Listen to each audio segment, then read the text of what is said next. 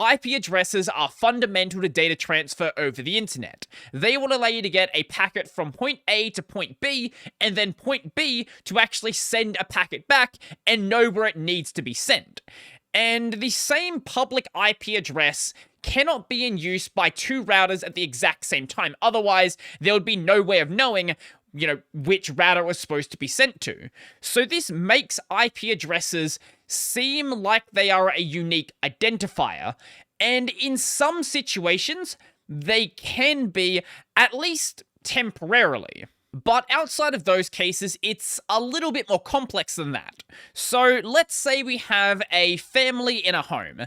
Now, every single device connected to that router is going to have its own IP address. That is going to be usually something like 192.168.something.something. This isn't a public IP address, this is a private IP address, and that only exists within the context of that network. So every single different network can reuse those same IP addresses at the exact same time. So when you go to one of those websites that tell you your IP address and it's something like 142.250.70.164, that isn't the IP address of any individual devices on the network. That is just the IP address of the router. Now, before anyone thinks they're funny, I'm going to go and DDoS that IP address. That's the IP address of one of Google's servers, so it's not mine. So sure, if you live by yourself and you only have a single network connected device, knowing the IP address of the router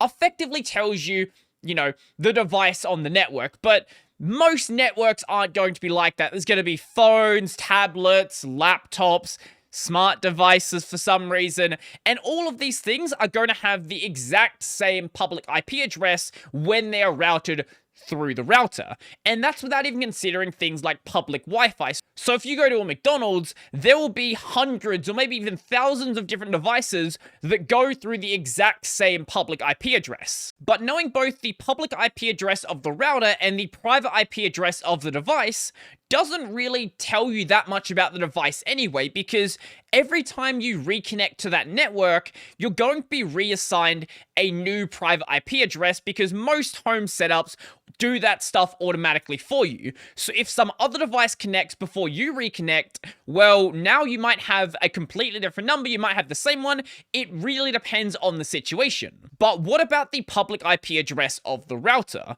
Obviously, that has to be unique, otherwise you don't know what network to actually send the data to, right? Well, in some cases, yes. But in many other cases, yes, but temporarily. So let's go with the McDonald's case again. So when you connect to the McDonald's Wi-Fi, you're going to have some public IP address. But you might go there the next day and then notice the public IP address is completely different. So this is because of a system known as a dynamic IP address, with the counterpart being a static IP address. So a dynamic IP address is an IP address that is going to change over time, whether that's because you reset the router or because the time limit on that IP address has expired and a new IP address needs to be assigned. But over time, the IP address is just going to change outside of control of the user, whereas a static IP address does not change until it is explicitly told to change. Usually this requires going through your ISP or some other system like that. A static IP address is incredibly useful if you're running a server. Let's say you have a web server, you're running a website about selling weaved baskets. You don't want to have it so every single time your IP address changes, you then have to go and reconfigure your server to make sure the website actually is going to be able to work. This, even if you automate it, is really annoying because every time the IP address changes, it's going to take time for that to propagate into the DNS servers. So you want to have one IP address, and that IP address doesn't change except for very extreme circumstances. Whereas for anyone else, whether you're a home user or it's public Wi-Fi, you don't need a static IP. In fact, having a static IP might actually be a bad thing when it comes to privacy, because having that static IP means that anyone who wants to know about that network is going to know that address is always going to point to the exact same place. Besides the privacy issue, there is another really big problem with giving every single router or every single device its own static IP. There is not enough IP addresses in the IPv4 space to actually do that. So removing the reserved addresses, things like the private IP address space and various other things reserved for different use cases, we're left with about 3.7 billion IPv4 addresses. Now, this might sound like a lot, and back in the 90s, it was. But nowadays, it's approximated there is at least 30 billion internet-connected devices, and this number is only going up. For a very long time, IPv4 has not been the cutting-edge technology, and we've been slowly but surely shifting into IPv6. And IPv6 has a much larger address space. I don't know what this number is, but it looks something like this. That's a lot of digits. It's 2 to the power of 128, which, if you couldn't tell, is a lot. This number can also be represented as 3.4 times by 10 to the power of 38, which is more than the number of atoms in the observable universe. So I think this might be a big enough address space. It is big enough where you can assign every single device on the planet and every single device in the foreseeable future its own unique IP address and let it be static and never have it change. Now, there are some privacy concerns that do exist with that, and we're still a very long way away from completely ditching IPv4, but it is something that will need to be thought about going into the future. Even though there's no reason why dynamic IP addresses have to exist with IPv6, I don't see us ever getting rid of the idea, even when we fully shift over to that address space. Now, even though an IP address isn't going to be unique to your device for the entire lifespan of that device, there are some situations where it might make sense to hide your true router's IP address. Let's say you're playing a game that is notorious for DDoSing. GTA 5.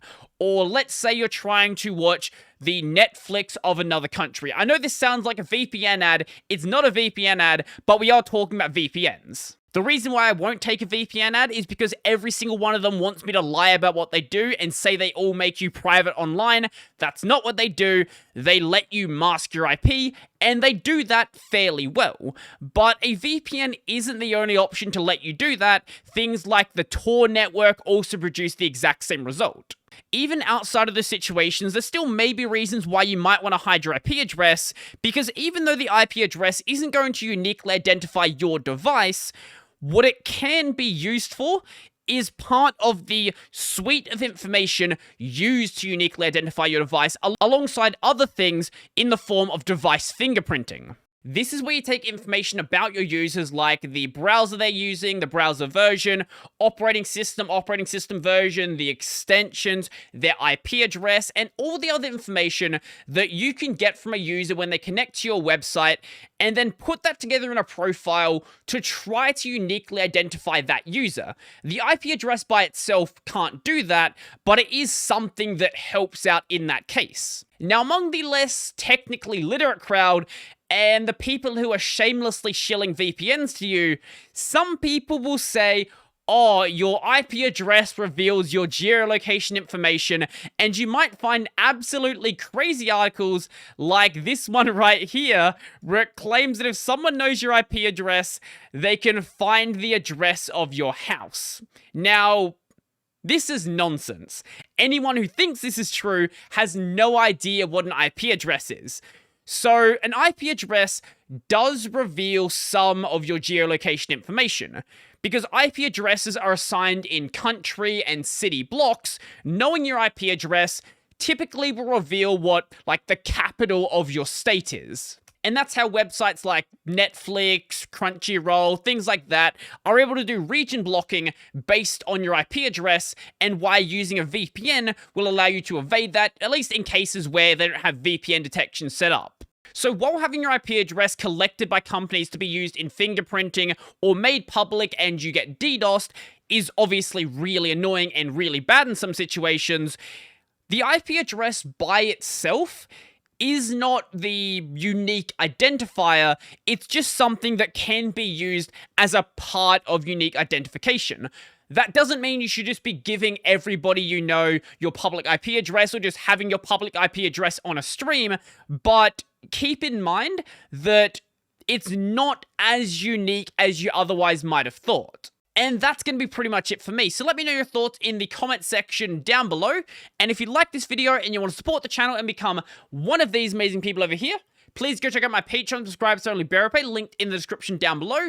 I've got a podcast called Tech Over Tea, available basically anywhere. I've got a gaming channel called Brodie Robertson Plays, where I live stream twice a week, upload about 5 or 6 YouTube shorts, and this channel is also available over on Odyssey. I don't know if you can see the cat right now. It decided to start just licking itself at the end of my video. That's great. Anyway, I'm out.